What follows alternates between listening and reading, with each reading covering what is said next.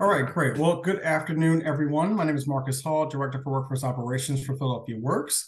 If anyone was able to join us for this bidders conference probably like a month ago, this may be a bit of a deja vu because we will be going through some of the same content, but updating the specifics around the awarded amount and the actual scope of service for this particular project. But again, thank you for joining us for this Career Connected Learning Data Systems Consultant RFP. We'll be going through a few sections. At the end of each section, there will be time for question and answer. So if you have questions, please feel free to say them until we are finished with each of the respective sections. You can also put it in the chat box, and then Brandon and David will be monitoring the chat box to make sure we address your questions as we're going through it. All right. With all that said, we are excited to obviously be able to have you for this bidders conference. We'll give a brief introduction of what the Career Connected Learning Continuum is, and then we'll talk more specifics about the RFP itself. So I'm really excited about this initiative. This is a collaboration across the City of Philadelphia Department of Office of Children and Family, as well as Department of Commerce, and as well as the School District of Philadelphia. We have aligned our, our funding streams as well as our strategic, initiatives around our summer and school year programming, and created this new Career Connected Learning PHL Continuum, which is really designed and rooted in the idea that the best way for youth to build on the skills that are essential for a successful career is through direct hands-on experience connected to rigorous classroom learning and reflection. The CCL programs are designed to provide comprehensive support along three interrelated objectives, ensuring that youth are given access and experiences to explore different career paths and fields. Youth are equipped with tools and skills they need to explore, set, and achieve career goals, as well as youth know how to identify and utilize their strengths and passions to inform career decisions. Now, across the continuum, this program and this initiative is really starting with focusing on as early as middle school students as part of the career awareness continuum aspect, middle and high school learning about work, career preparation focused on high school students learning through work, and then career launch will be focused on high school and post-secondary students learning at work. And this all feeds into a career advancement and retention initiative, which is obviously branded as the Career Connected Learning Continuum. The program model. So essentially, I know this is specifically working on the back end of our data systems, but so you can have more familiarity with what the program model is actually asking for providers to do. It is designed to serve youth between the ages of 12 to 24. Priority is for those that are in high school, and the program activities include professional development workshops, career exploration activities, financial literacy courses, job readiness training, career panels, paid work experiences through the number of providers that we are contracted with, or there are intermediaries contracted with. And we have two components which are really built into the models for summer and school year programming. For summer programming, we are asking for our providers to provide 120 hours of overall engagement. This will be broken down into 90 hours of internship placement or paid work experiences and 30 hours of actual skill development.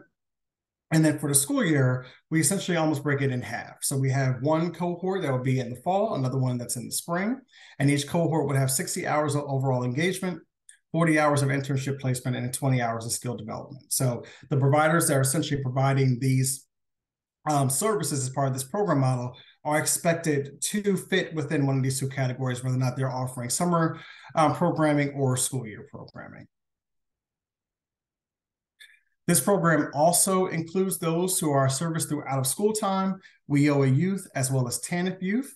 So you'll notice here within all the different, within the different categories that we've outlined here, there are specific populations that are of focus for some of these funding streams. When we think about WIOA youth, we're focusing on opportunity youth with or without a secondary credential, as well as pre-apprenticeship programs. TANF youth primarily focuses on youth with disabilities, may have been court involved, who have either aged out or have been a part of the foster care system, as well as recent high school graduates. And then when we're referring to out of school time, these are structured learning opportunities for youth that occur outside of your normal school day. So this can include before school, after school, weekend programming, holiday, summer programming will be included within out of school time. So when we're thinking about the Career Connected Learning Continuum as a whole, this is a program that is designed to meet a young person in a variety of different ways and a variety of different programs that are funded and through multiple funding streams. So that could be through WIOA, through TANF, through the school districts, through the Office of Children and Family out of school time, as well as with this rated funding opportunity. All right, so before we get into the actual RFP overview, again, I just want to give some background context in terms of the programming components. Are there any questions thus far?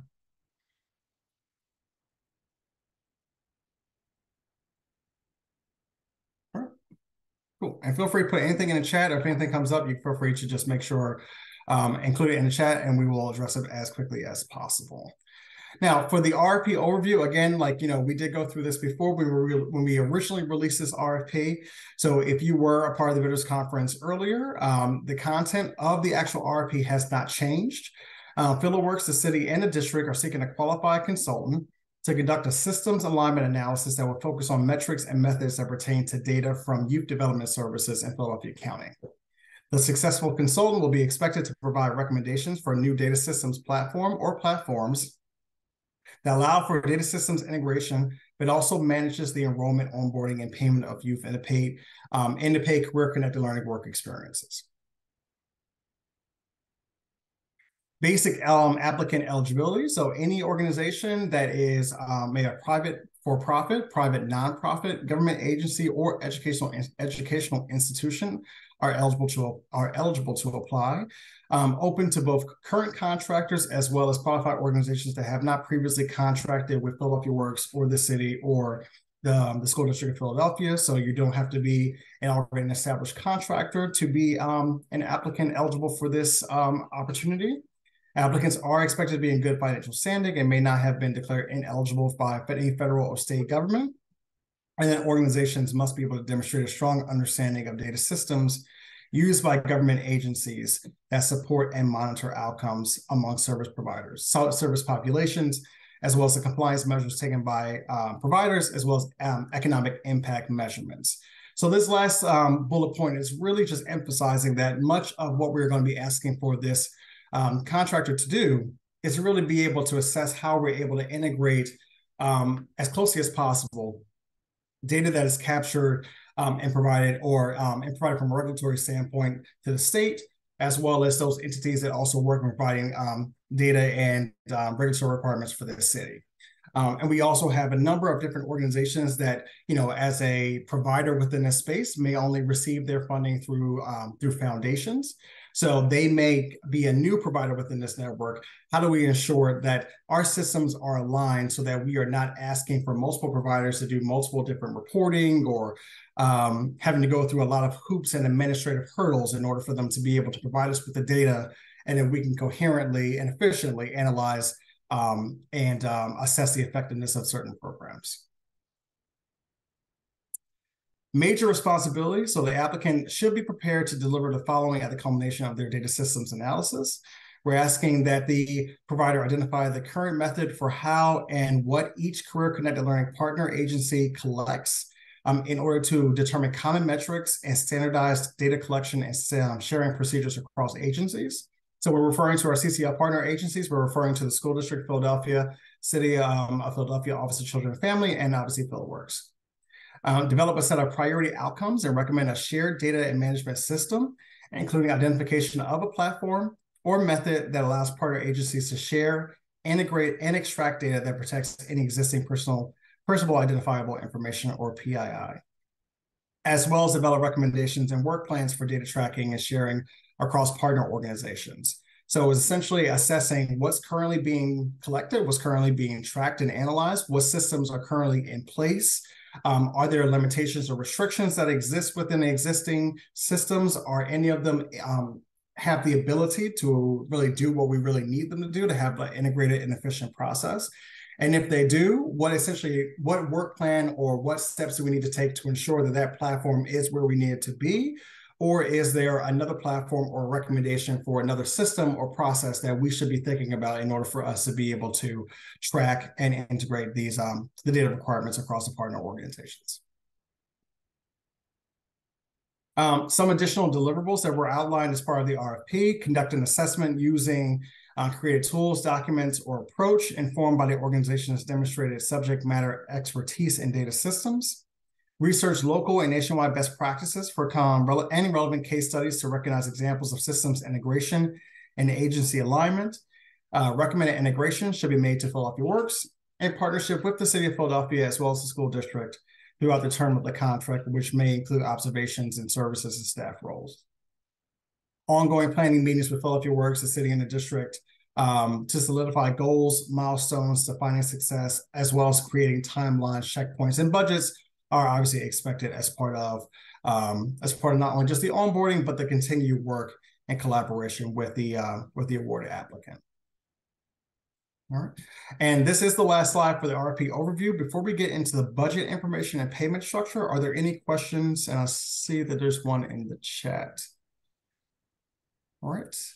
And so Kanani says, wanted to confirm that WIOA, TANF, and OST programs are among the menu activities CCL engaged students can participate in. Correct. Should we assume the youth will be co-enrolled amongst these programs and CCL? So to address your first question, yes, that is correct. Wanted to confirm that the WIOA, TANF, and OST are among the menu activities. That is correct. And then should we assume that youth will be co-enrolled? It should not be assumed, but it is absolutely a possibility. We do have young people that ultimately are in a summer program, and then they transition into a school year program, or they may transition into an out of school time opportunity that may exist in different, programming buckets as part of CCL. So it is not to be assumed that all of the youth will be, but it is definitely assumed that many of them will be. That will be the case for many of them. Marcus, quick question on collaboration so far across the CCL partners. Has there been any collaboration in collecting data across the CCL partners? Like, do they use a common form? Do they use a common set of fields? Can you give some context on that? Absolutely. So thankfully, this is not this is work that really has been a number of years in the making. We have brought on a consultant before to be able to assess the landscape, assess kind of like how the program itself was really being implemented. What were our expectations? What were we asking for providers to do? What were we asking for the intermediary to do? And part of that work kind of like forced these three partners to really start to have these ongoing planning sessions to really start to assess how can we make these processes a lot more efficient. So we've been meeting for, I think at this point, about 6 months. And part of what we actually ask a consultant that we're currently working with to do is to be able to start to collect some of that information, some of that background information to provide to this awarded consultant. That can kind of give you an idea as to what are the names of the systems that are currently being used? What are the names? What are some common language identifiers that that is obviously common across all organizations, or we may be using the same word, but they may mean different things. So we've started to collect all that information, and that will be provided to the awarded applicant as part of this initiative. So yes, that work has started. That work has moved along. It's just that we need someone obviously now to get into the weeds and really figure out now that we have all this information, how do we essentially craft it into something that can be a lot better system. That's really helpful. I have an additional question if no one else has the question. My additional question is on you also want the system to manage the enrollment onboarding components as well and payment components. Can you talk a little bit more about that as well? Because there's one objective of really trying to report metrics to regulatory entities, and then there's another objective of a use case around the enrollment onboarding piece. Got it. Yeah, so I will tell you that it is included here, but this is the main focus of this is the data systems integration, the back end piece of this work. How do we essentially align our systems internally for us to be able to, however we're collecting the data, how do we essentially ensure that we are doing what we need to do to make sure that our metrics, our reporting requirements, our requests to the providers are as seamless and streamlined as possible to reduce the administrative burden on the providers within the network. Now, as part of that, like there will be an external, like public facing part of this. There will be like, what is the actual mechanism that a young person or a guardian or a representative of that young person can use to enroll someone in the program? That's going to be a much larger initiative that we're moving forward with. And what we will be asking is just like if the applicant or the awardee has a recommendation as to like systems that we can think about that once you've done this back end work that like that this particular platform may be good to like not only like has that back end component but also that public facing aspect as well, then that will also be good context for us to know, but not necessarily a deliverable as part of this initiative. Like if there are recommendations, that will be great for the public facing, but we want to focus primarily on the data systems integration piece. And hopefully there will also be a public facing recommendation platform that can also serve as that forward facing piece. But that is not, this is a much more emphasizing the back end piece. That's more so just allowing for the consultant to know this is the ultimate end goal, but that is not necessarily your focus as part of this initiative.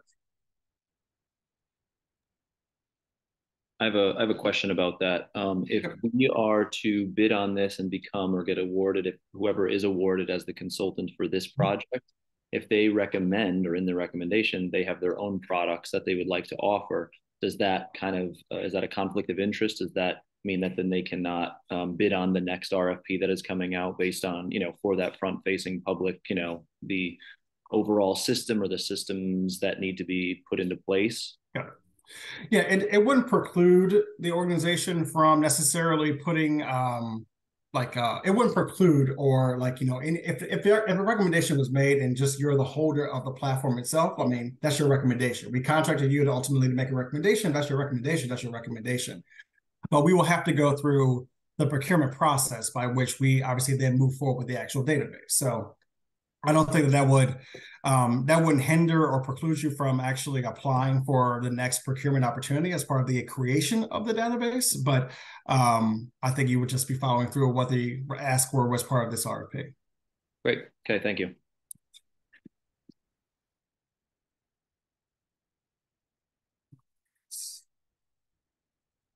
See one more question in the chat. So RP states aligned with CCO initiative. Please note that additional capacity building and support opportunity will be available. Yep.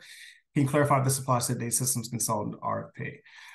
Yes. So if there are, so as we're saying, like for the capacity building, if there are additional opportunities for data systems work with obviously like the city or the district, this is essentially would be like not necessarily saying that like it would be it's not a sole source RFP necessarily, but obviously like you'll be working with the city, you'll be working with the district, you'll be made aware of those opportunities as part of anything that's released from those respective offices that may be or may not be connected to this particular project. And then can the bidder include attachments and appendices in the project narrative? If yes, will it be counted towards 6-page minimum? Yes, it will. So we are asking for the six page limit to include any additional attachments outside of the audited financial statements or any like obviously any other financial information that's included to satisfy that request.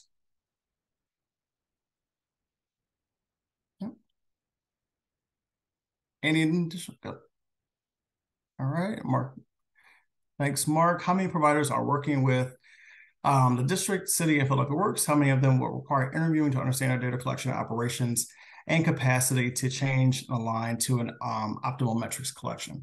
So really, this would be more so focusing on like the partners that are involved within the continuum. So it really would be focusing on the district, the city, Office of Children and Family, and probably also the Department of Commerce, as well as Philadelphia Works. We wouldn't be asking for you to meet with the individual providers. If that was the case, like you're talking about like over 100. But it is more so for us to understand like as we are receiving the data, because ultimately the providers are sending us the information based on the systems that we're mandating.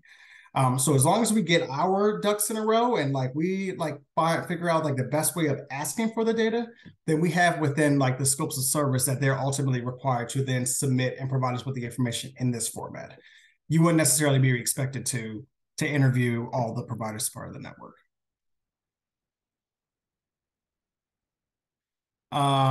Given the change in mayor administration, is there an expected change in who the contractor will engage with the city and with the district? So I think it's a great question.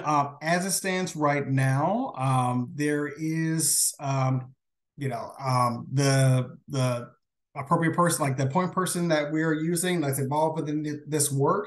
There is no one has changed just yet. I think the district is like has a less of a chance for a change in leadership or a change in representation as part of this work than the city does. But as it stands right now, we have we have full buy-in from not just like the folks who are in the room, but also like some of the obviously the senior leadership, but obviously some of the things we just can't control. So as best as I can answer that question, I would say that ultimately for the district, that should remain the same. And I obviously can't necessarily speak for the city, but we're hoping for the best.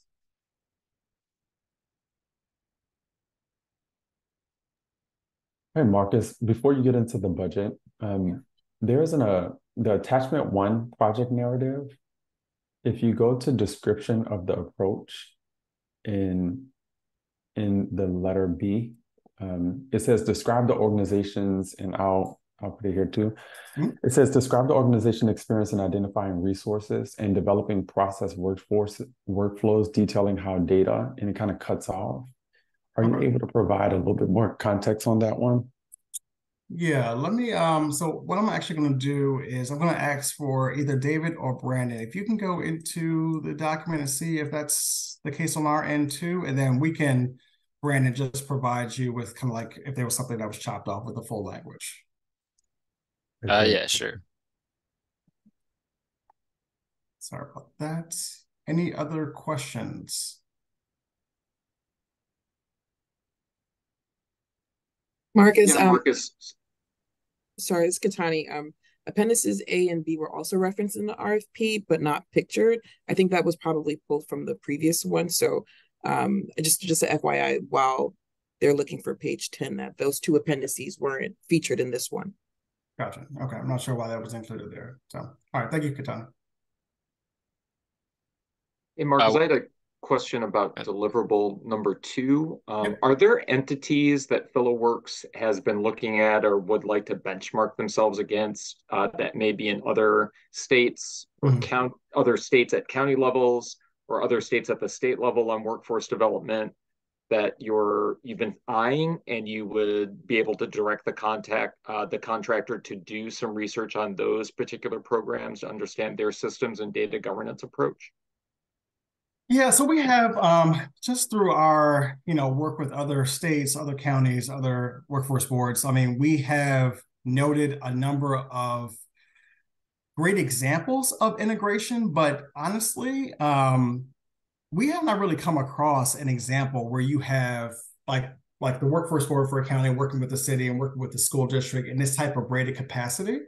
There are some other examples that we've noted, like, there's like an example of California in terms of how they've been able to do something very similar within the correctional space.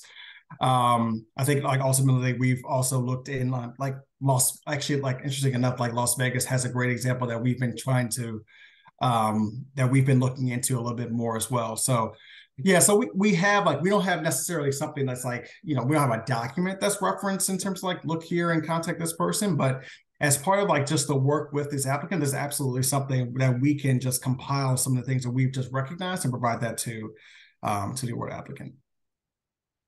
And that should be a part of like the ongoing conversations as well. And then just to confirm one more time, the work that your consultant has done and you've been working over time on, you would have a list of the technologies and platforms that you're using internally with some of the data specifications, as well as what the city and the school district are using. So either COTS or customized data collection solution. Okay. Yep, that is correct. Thank you.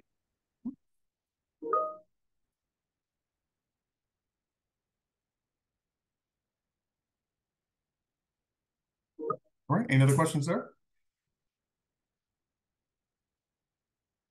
All right.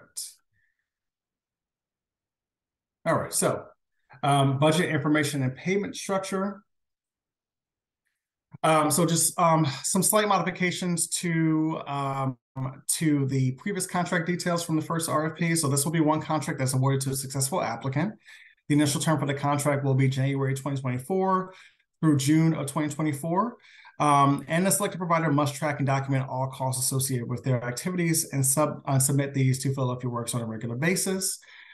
This will be I think we may have put it in another slide, but this is a cost reimbursement contract. So essentially, there'll be an agreement that we work through with the applicant that has braided components that may that includes like private funds as well as funds that we're using for WIOLA. So we're going to be working, we have some flexibility in terms of the actual contract negotiation part. So it does not necessarily have to be full cost reimbursement, but that is something that ultimately has to be a part of the negotiations with the selected applicant. As part of just like what we have to do as part of the Siemens Amendment. So this program is funded with federal money. The Siemens Amendment requires that we disclose the percentage and a dollar amount of total program costs financed with federal funds and non-governmental sources. So this is the Career Connected Learning Program Data Systems contract. It is supported by the U.S. Department of Labor, and the total awarded amount is $100,000, with 50% of the program financed with federal funds.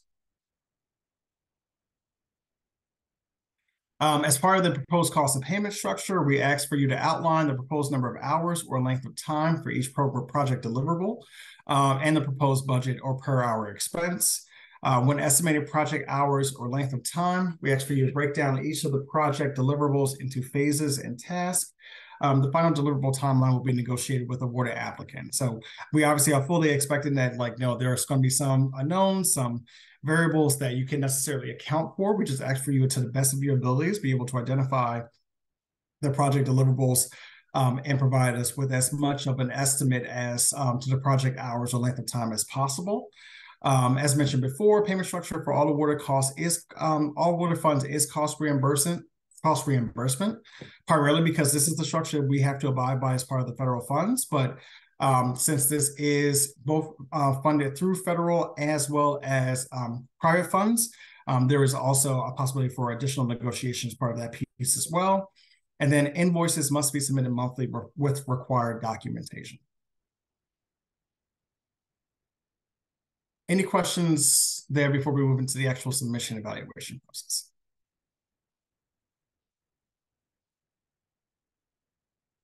All right, and Brandon and David, if you're able to get that, get the cutoff, get the language from the RFP, feel free to just put it in the chat so that Brandon can have it.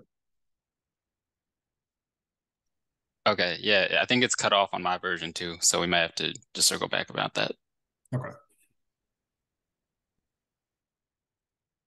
All right, any additional questions? All right, in terms of the proposal submission evaluation process, so we released this proposal on Thursday, November 2nd. Today is obviously our bidders conference.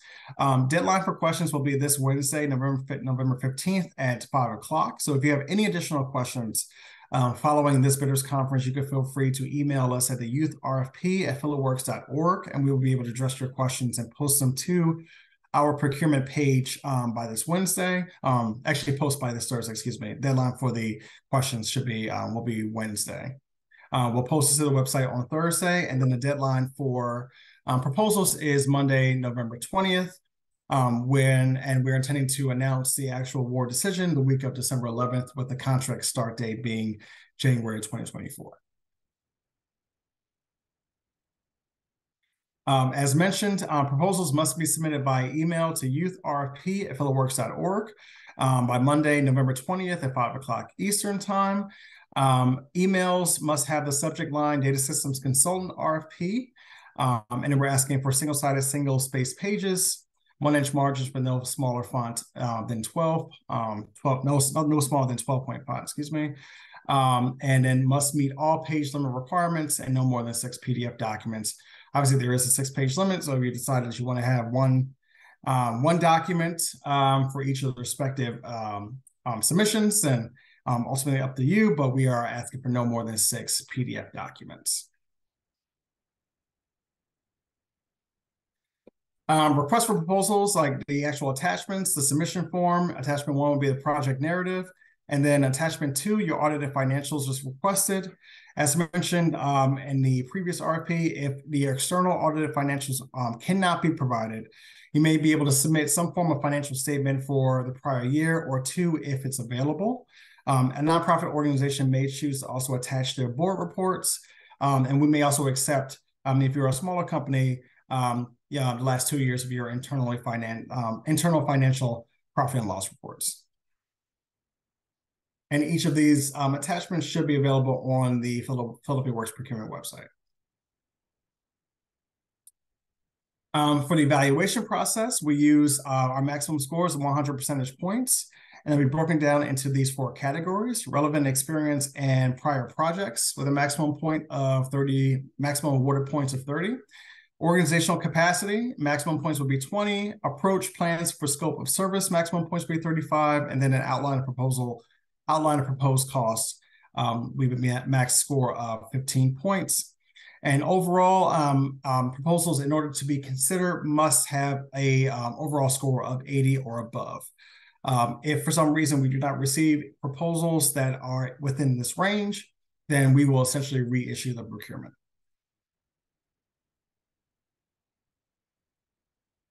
And just last thing here for communications and any additional questions, you can feel free to email youthrfp@philaworks.org.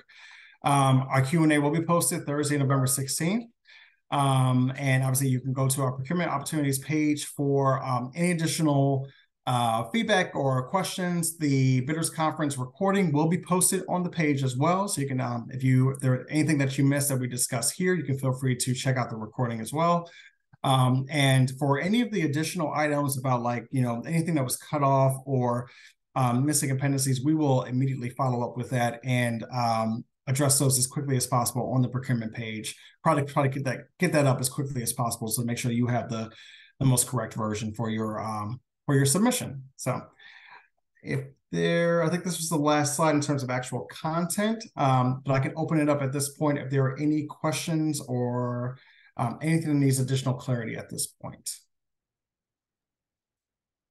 Marcus, just so that I'm clear on the one on the 6 PDF documents. Yep. You're saying 6 pages total, and that includes the submission form as well and audited financials, or? So 6 pages total does not include the financials. Okay, all right, that's helpful. That 6 pages is just for the project narrative, correct? Yes. Okay, all right.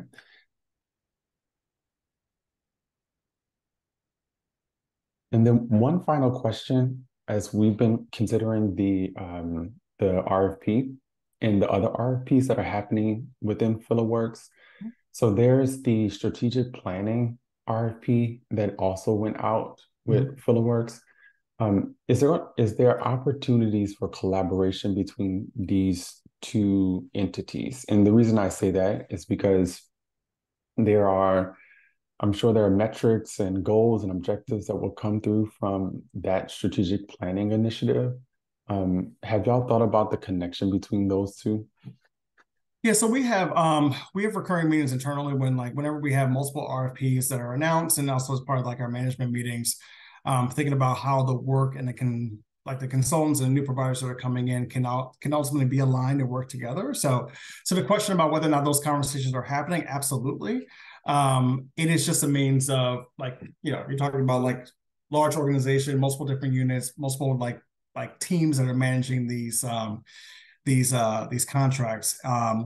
It really falls on us for communication, and it really falls on us for planning. So whoever is ultimately like brought in to essentially do this work, you could feel free, and Brandon, if it's you or anyone else is on this call, you could feel free to emphasize to us, like just ask the questions, like check in, like if this is something, if you're recognizing that, you hadn't heard anything, it wouldn't hurt us at all just to be reminded, like, oh, that is, sometimes we forget that things are a thing. So, but no, absolutely. Okay, great. Thanks, Marcus. Proceed. Any other questions?